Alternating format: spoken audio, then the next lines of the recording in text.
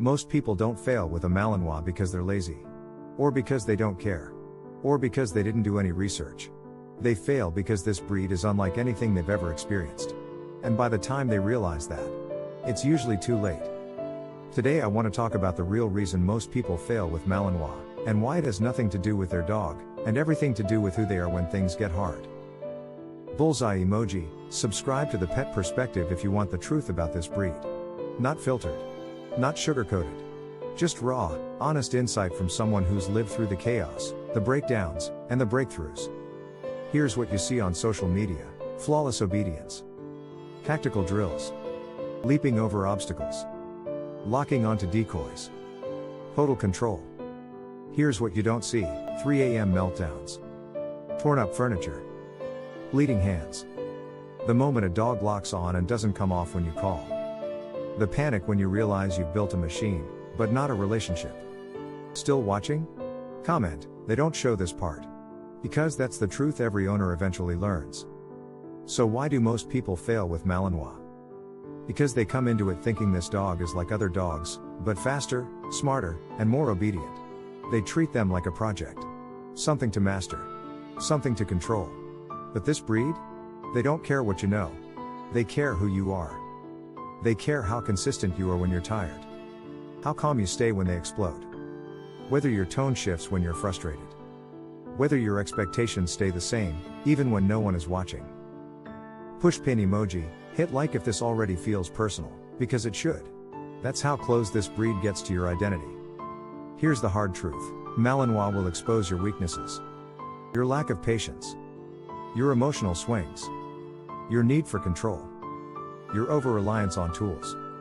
Your fragile confidence. And your unspoken need for them to perform, to validate your training. And the second they feel that, they stop following. Not out of spite. Out of survival. Because this dog doesn't want a trainer. They want a leader.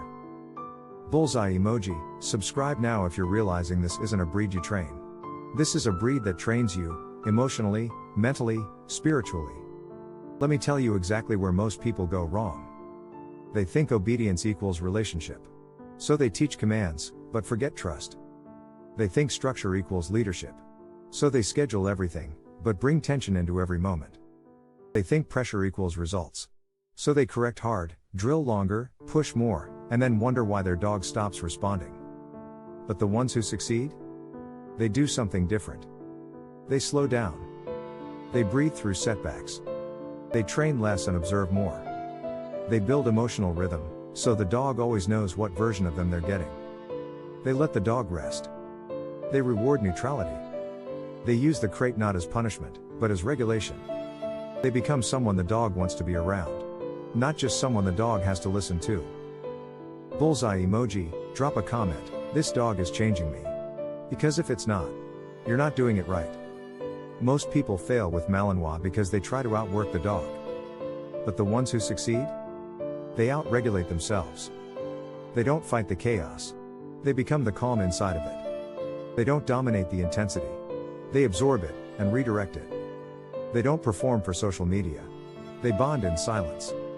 And most of all, they stop chasing obedience. And start building trust. Bullseye emoji, subscribe to the Pet Perspective if you're ready to become the kind of owner this breed deserves. Not perfect. Not tactical. Just calm. Consistent. Emotionally solid. Because this dog doesn't need a drill sergeant. They need a rock. And if no one's told you this yet, failing with a Malinois isn't the end. It's the beginning of a deeper kind of ownership. The kind that breaks you first. And then rebuilds you into someone better.